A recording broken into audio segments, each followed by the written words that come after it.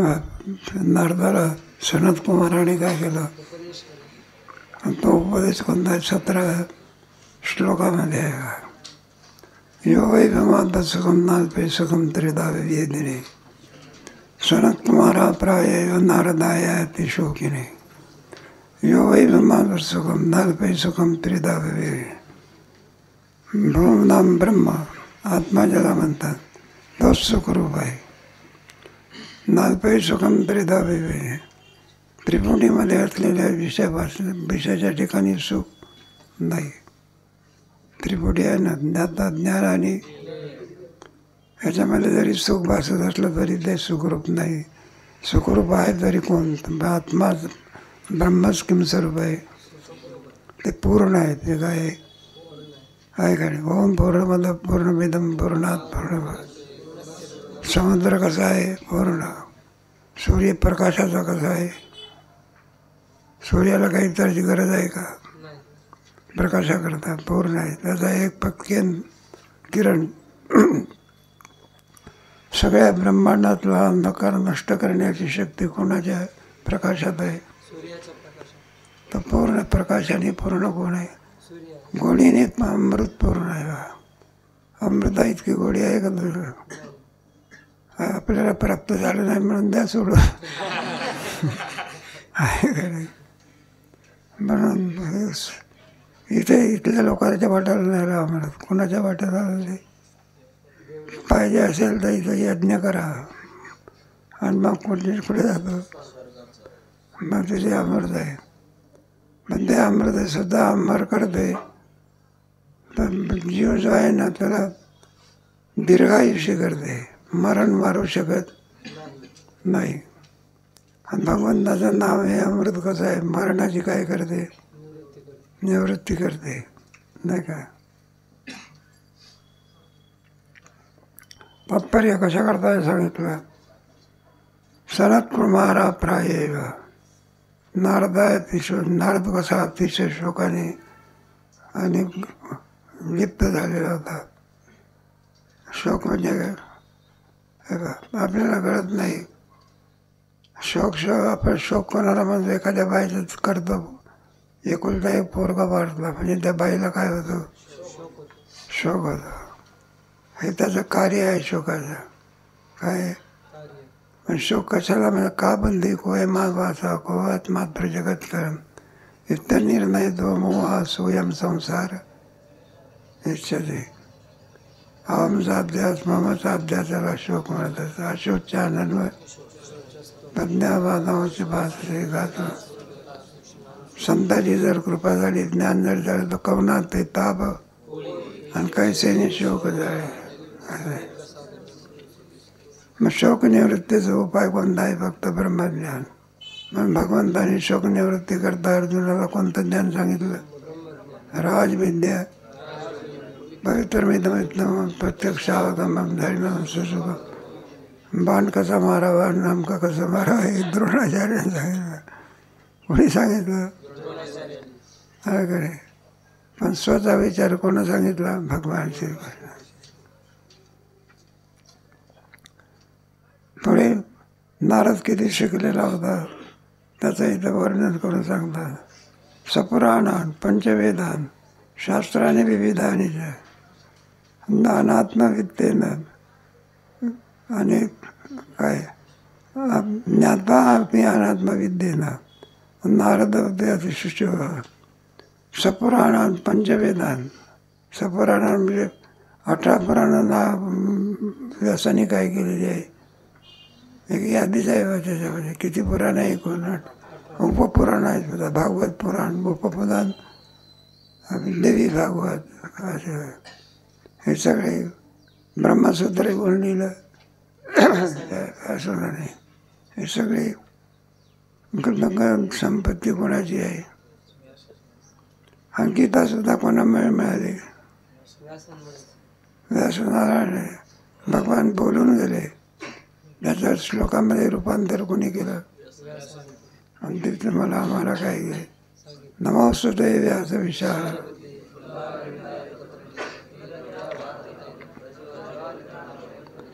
बरं सगळे शास्त्रामध्ये पारंगत होता. नास्तिक दर्शनकार, आस्तिक दर्शनकार किती होऊन गेले त्याचा काही पत्ता सांगता येत. हे सगळे शास्त्र विविध आणि ज्ञात्वापि शास्त्र जाणत नव्हता का, नुसतेच पाहत होता का जाणत होता? जाणत होता.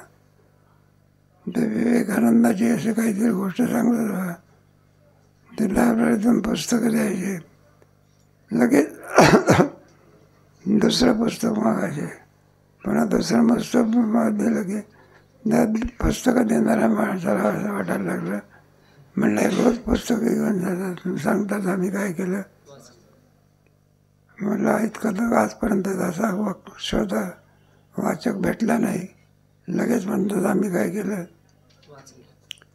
मग तो म्हणला दुसरं ते जाऊन वाचून झालं का पुस्तक? हा म्हणलं वाचून झालं की दुसरं पुस्तक द्या की. म्हणलं जे वाचून झालेलं पुस्तक आहे काय प्रश्न विचारू का तुम्हाला? म्हणलं विचार घे. तर ते विवेकानंदाने पाठासारखे म्हणून दाखवले होते. कशासारखे? मग त्यानं त्याच्या बुद्धीची खोली काय झाली, उगीच म्हणत नाही. एकदा वाचलं की पाठ एखाद्याच्या वाट्याला काय आले असते, बुद्धी आली असते, लगेच कॅचअप करते सगळं. जसं चांगलं म्हणून जाणून सुद्धा जोपर्यंत ब्रह्मज्ञान होत नाही तोपर्यंत शोकाची निवृत्ती होऊ शकत. ब्रह्मज्ञान झाल्यानंतर नष्टो तत्प्रसादान्मया सिद्धोस्मी होता संदेह. जसं सांगतील त्याप्रमाणे आम्ही वागू, ह्याच्यामध्ये दाखवलेलं आहे. आता हे ब्रह्मज्ञान होण्याच्या पूर्वी त्याची स्थिती कशी होती ते 19वा श्लोक बघा. वेदाभ्यासात पुरा तापत्रयेन शोकिता आणि पश्चात अभ्यास विस्मार भंग गर्व शोकिता. वेदाभ्यासात पुरा तापत्रय मात्रेने शोकिता. वेदाभ्यास होण्याच्या पूर्वी किती ताप लागलेला आपल्या पाठीमागे. त्रय म्हणजे 3 ताप आहे. थंड ताप गरम. ते एक कदम मावले होते. एक पोरगा उशिरा आला. काय आला? अरे म्हणलं उशिरा का नाही? म्हणलं बाबा ताप आला होता की. मग म्हणलं माझ्याकडे ये की. दुसरा पोरगा कदम मावळीजवळ गेला. ते कदम मावळी त्याच्या पोटाला काय लागला, ते थंड लागलं. काय लागलं? अरे म्हणलं तुला पोट तर तुझं थंड लागलं की, आणि ताप आला म्हणलं थंड ताप आला. जाऊ त्या दृष्टांत संपला आपला. वेदाचा अभ्यास होण्याच्या वेळी तापत्रयेन शोकिता. 3 आध्यात्मिक, आधी भौतिक आणि आधी 3 प्रकारचे ताप जीवाच्या पाठीमागे आपल्याच आहे का ब्रह्मदेवापर्यंत? ब्रह्मदेव झाला म्हणून काय झालं, हे सगळ्या शोकाने काय हे आहे ना. ब्रह्मदेवाचं देव मुलीच्या पाठीमागे काय होता, नाथ महाराजांच्या हरिपाठात आहे. तर एक अभंग आहे त्याच्यामध्ये, काय आठवत नाही. रोज ब्रह्मा डोळ साधे पुढे वेदार्थाचा गोवा असे ब्रह्मदेवाला सोडत नाही. सामान्य माणसाची काय कथा आहे. आणि पश्चात अभ्यास भरत आहे. गाथापाठ नाही म्हणून हा एक श्लोक बरं पाठ झाला. विसराची काय असते हे पाहिजे. पश्चात अभ्यास सारखा जिवंत ठेवा लागतो. विस्मार म्हणजे त्याचा काय पडतो, भंग गर्भेच्या. भंग म्हणजे हे बा आपल्यापेक्षा विद्वान मिळाला तर माणसाचा सहन होतो का माणसाला, आहे का? बरं कोणीच नाही मिळालं वासळात लगडी काय गर्व होतो, काय होतो, गर्व होता. इथे मोठी मैफल बनली होती, मोठा सप्ताह केला होता. त्यावेळेला जागतिक कीर्तीचे गायनकार वादनकार बोलावले. एक खेड्यामध्ये असलेला त्याला असं वाटायचं की मी मोठा कोण आहे, गायक हवा. म्हणता यादी असते त्याच्यामध्ये की कोणाला किती मिनटं संधी द्यायचं असं मोठ्या ह्याच्यामध्ये. मग तो यादी करणाऱ्या माणसाकडे गेला, म्हटलं हो माझे नाव काय करायच्यात. तो म्हणाला मी माझ्या गावामध्ये काय श्रेष्ठ वादक आहे. मग तो यादी करणारा म्हणायला लागला, मला माझाच नाव मला घालता येत नाही, तुझी कथा. आपल्यापेक्षा अधिक विद्वान मिळाला म्हणजे माणसाला आणखी काय होत असते, खाली मान घालावं लागते. आणि सर्वापेक्षा हाच विद्वान असेल तर मग गर्व उत्पन्न होत असं. हे अगोदरची स्थिती कोणाची, नारदाची. पश्चात त्याला काय झालं, ज्ञान झाल्यानंतर सर्व काय होते. राजा परीक्षेची नाही का मरण येण्याच्या पूर्वीची स्थिती कशी, म्हणजे शुकाचार्याने ज्ञान सांगण्याच्या पूर्वीची स्थिती कशी, आणि नंतर माझा भीतो का तो मरण माझे. आणि मग ते येतात ना तुमचे, तुम्हाला कल्पना नाही. स्वर्गातून इंद्र वगैरे येतात. म्हणलं बा परीक्षेत मी तुला अमृत घेऊन आलेला काय. हे म्हणलं घे तू अमर होशील, काय होशील. अंश शुकाचार्याच्या मुखातला ज्ञानामृत कोणाला देऊन टाक, आम्हाला देऊन टाक. मला जमणार नाही. तुमच्या अमृताने काय होईल, फक्त वेळ वाढेल. काय वाढेल, मरण चुकू शकत. आणि शुकाचार्याच्या मुखातून येणाऱ्या अमृतामुळे आमचं मरण काय होईल. लोक म्हटलं ना मी मरतच नाही या पदावरती. काय आता मी मरतच नाही या पदावरती आल्यानंतर. आणि कारण आता कोण देहबुद्धी गेली. कोणची बुद्धी गेली, देहबुद्धी. मरण हे कोणत्या बुद्धीला आहे, आता देहाच्या आम्ही काय झालं, मरण माझे मरण आहे. ही अवस्था कोणाची, पण केव्हा शुकाचार्यांच्या ज्ञानाच्या नंतर. आता इथं नाही का शिकून गेलेले पोरं पूर्वीचे आपल्या साधे कीर्तनकाराचे कीर्तन ऐकले होते. आणि इथून गेलेला पोरगा 10-5 कीर्तने केलं. अहो म्हणले बाबा हे बाई भागवताची आहे, तुम्ही ज्ञानेश्वरीची कशी सांगता. आता अवस्था काय झाली,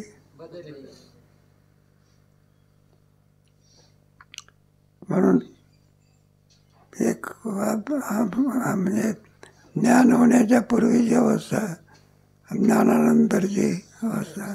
अर्जुनाची नाही का, सिद्धंती मामा मुखांचं ज्ञान झाल्यावर ताडकन उभं राहिलं. मला तर कोणाला मारायचं, देवाला विचारतो दुसऱ्याला कसं तुझंच मारू.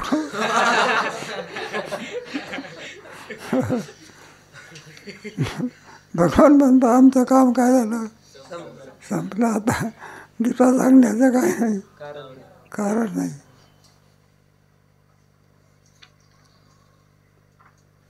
स्वहं विद्वान प्रशोचामि शोकं पारं नैतरमात् इत्युक्ता सुखमेवस्य आणि पारमार्थ्याभ्यंतरं दर्शी.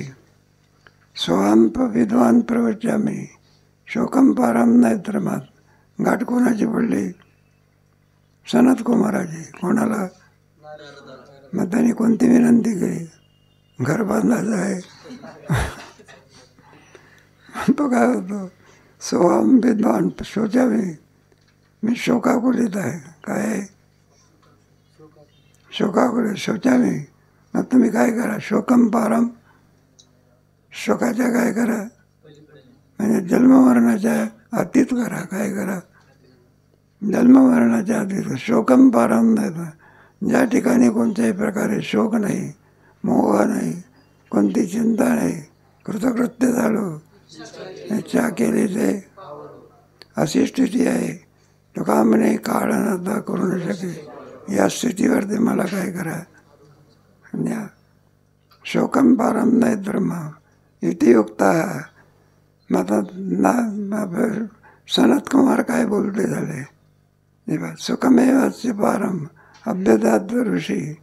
तेव्हा सनत कुमार ऋषी सुख हेच ज्याचं काय स्वरूप आहे अशा तत्वाचा त्याला काय करता झाले उपदेश करते. ब्रह्माहून सुख भिन्न नाही, सुखाहून ब्रह्म काय नाही. त्याचं परतीर म्हणजे काय, सुख. सुखाशिवाय दुसरं ज्या ठिकाणी काहीही अशा प्रकारची जी ब्रह्म ज्याला आत्मा म्हणतात, त्याला ऋषी म्हणजे सनत कुमार काय झाले सांगा. आपण वाचत नाही उपनिषदामध्ये बऱ्याचशा गोष्टी आहे. नचिकेत तुमचा यमराज अशा उपनिषदामध्ये प्रश्नोपनिषद ईशकेन कटा प्रश्न म्हणणं हे जे आहे ना कठोपनिषदातली गोष्ट आहे. पण यमराज असताना तो म्हणला बाळ नचिकेत लहान मुलगा असतो तो म्हणला बाळ काय तुला मागायचं ते आम्हाला काय करतो मागून घे, काय तुझी इच्छा असेल. तर म्हणलं दुसरं कशाची इच्छा नाही. मग काय म्हणलं आत्मविद्या सांगा. कोणती विद्या म्हणलं तुझं काही वय आहे का आत्मविद्या शिकण्याचं. अजून म्हणायला लागलं मीची फुटायची सांगितलं तुला काही वय आहे काय. म्हणलं कशाला या भानगडीत पडतो तो. मग तो काय म्हणत असतो म्हणलं तुला राज्य देतो, तुला धन देतो. तो स्वभाव मर्तस्य दंत काही सर्वेंद्रियाणाम जरियंती दे अपि सर्वम जीवित अल्पमे तवे वास्तवन होते. तुम्ही काय दिला ठेवा आम्हाला विठ्ठलाची. मला जे विषय देणार कशा करता, ज्या देहा करता देणार तो देह कायमचा टिकतो का. मग विषयाचा उपभोग मग असा देहाच मिळू नये असल्या प्रकारचं जे ज्ञान तुमच्याकडून आम्हाला काय करा. अरे कोणत्या उपनिषद आहे, कठोपनिषदामध्ये इथं आलेलं आहे. म्हणून तुम्हाला इथे सांगितलं सुखम वैषयिकम शोकम शास्त्रेण तत्व दुःखमेति मत्वा नाल्पे सुखमस्तीत्यसो. सुखम वैषयिकम शोकम शास्त्रेण वृद्ध. आता हे जे सुख आहे वैषयिक सुख आहे नाही का. अद्वैत म्हणजे सुख आणि सुख म्हणजे निर्विषय सुख आहे. कोणतं विषय सुख आहे. झोपेमध्ये कोणतं सुख असते, निर्विषय आहे का. आहे का काही विषय आहे का. सर्व दुःखाचा काय पडलेला आहे, विसर पडलेला आहे. पण आवृत सुख आहे ते काय अज्ञानाने काय आवृत सुख आहे.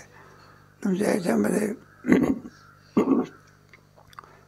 समाधीमध्ये सुख आहे, अनावृत सुख आहे. काय अनावृत सुख आहे पण ते परिच्छिन्न आहे काय. पण आणखी समाधी उतरली की काय होते. आणि असं जे सुख आहे अखंडाकारम आनंद अद्वै नित्य हे जे सुख आहे ब्रह्मसुख आहे. कोणतं सुख आहे, ब्रह्मसुख.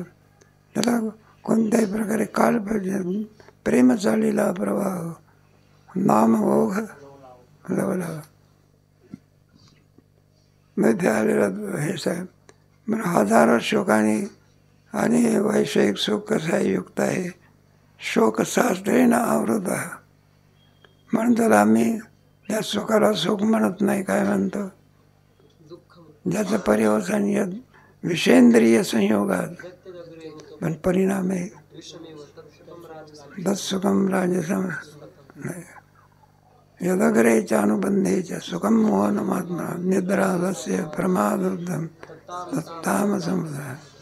मग सुख कोणतं, सत्वगुणी सुख म्हणतात आहे काय.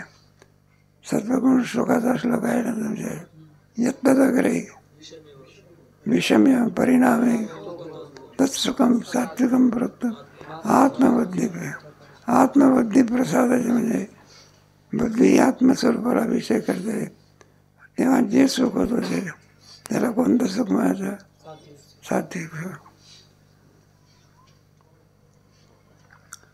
म्हणून याच्यामध्ये सुख आहे कुठे, पण ते हजारो दुःखाने काय आहे आवरत आहे. दुःखमेवेति मध्वा म्हणून सिद्धांत काढला. कोणता सिद्धांत काढला?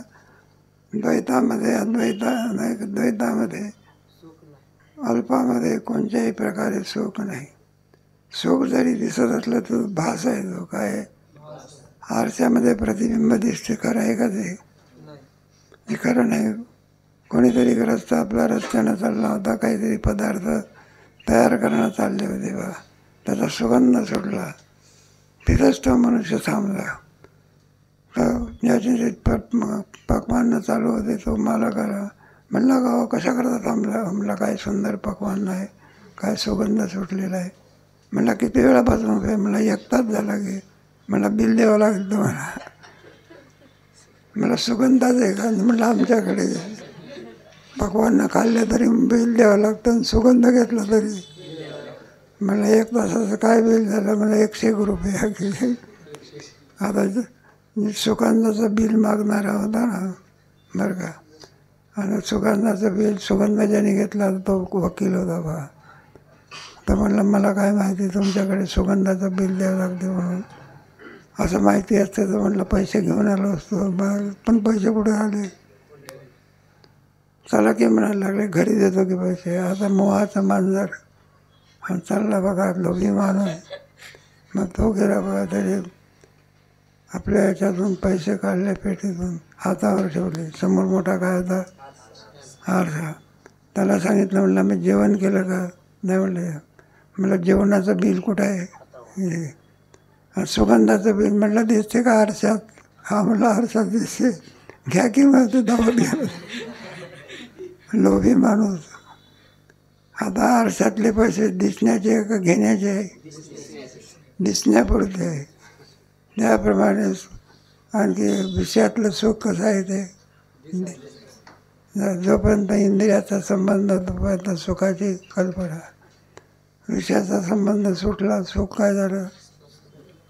फेड्याला जोपर्यंत आणखी जीभ लागते तोपर्यंत गोडी, आणि एकदा शेंडा लागला नाही त्या विषयातलं सुख आहे आभास आहे. काय आहे ते? खरं सुख कोण आहे? आत्मसुख आहे. आत्मसुखाची हा गोडी आहे. जो का विषय विषय सर्व विषय जयाची आहे इंद्रिया मान नाही. म्हणतात यही संस्पर्श ज्या भोगा न ते श्रमते. कोणता 21वा श्लोक. म्हणून काय झालं, हजारो दुःखाने युक्त असल्यामुळे आम्ही विषय सुखाला सुख नाही म्हणताना काय म्हणतो? दुःखच म्हणतो. त्याच्यावर आता शंका केलेली आहे बा. सुखम भाव नाही का, सुखाभावम अंगीकृत्य अद्वैते बी तमाशनते. मला आम्हाला सुद्धा काय येते मान्य आहे. मला जसं द्वैतामध्ये सुख नाही तसं अद्वैतात सुख आहे का? त्याच्याकरता श्लोक बघा. ननु द्वैते सुखम माभूत अद्वैते अपि अस्ति नो सुखम अनस्ति चेत उपलभ्येत तथाच त्रिपुटी भवेत. मला आमच्या द्वैतामध्ये सुख नाही, आम्हाला काय आहे मान्य आहे. ननु द्वैते सुखम माभूत. ननु म्हणजे शंका. अद्वैते सुखम माभूत, द्वैतामध्ये काय नाही सुख नाही, आम्हाला काय आहे अद्वैते बी असती. पण तुमच्या अद्वैतात तरी सुख आहे, आमच्या द्वैतात काय नाही. मग तुमच्या अद्वैतात तरी सुख आहे का? अशी शंका. अस्तिचेत बोले, जर द्वैतामध्ये अद्वैतामध्ये सुख आहे तर आम्हाला त्याची काय होईल? प्राप्ती होईल. काय नाही करत. द्वैतामध्ये सुख नाही, आम्हाला काय आहे? मग ते सुख द्वैतात तरी आहे का? आणि असेल तर काय होईल? आम्हाला अनुभवाला येईल. हे बा, अस्तिचेत असं म्हणशील तर उपलब्ध येतं तथाच त्रिपुटी भवे. मग काय आली? अद्वैत कुठं शिल्लक राहिला? विना त्रिपुटीशिवाय सुखाची प्राप्ती होऊ शकत. त्रिपुटी पाहिजे ना. ज्ञाता ज्ञान ज्ञेय, कर्ता कर्म करण, दृश्य द्रष्टा दर्शन आहे का? विना त्रिपुटी नुसतेच पक्वान नाही का उपयोग काय, खाणारा पाहिजे ना. बरं खाणारा आहे पण काय नाही, बरं समोर ताट आहे, जेवणारा बसला आहे, क्रिया नाही, काय नाही, मग काय पाहिजे. मग जर अद्वैतात जर सुख आहे तर त्रिपुटीशिवाय सुखाची उपलब्धी होऊ शकत आहे काय. आणि त्रिपुटी आली तर अद्वैत शिल्लक राहिला का द्वैत झालं ते, अशी पूर्वपक्षाची काय शंका आहे. नन्वद्वैते मा सुख अस्ति नो सुखम. आमच्या द्वैतामध्ये सुख नाही, आम्हाला मान्य आहे ते, बरं का. पण अद्वैत अपि नो अस्ति सुखम, अद्वैतात सुद्धा काही नाही.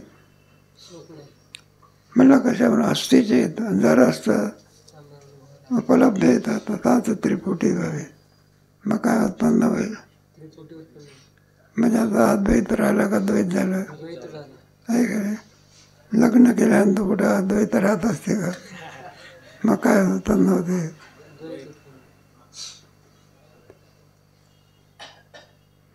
आता पुढचा त्याचं उत्तर देऊन त्याचा दृष्टांत देऊन सिद्धांत सांगतात.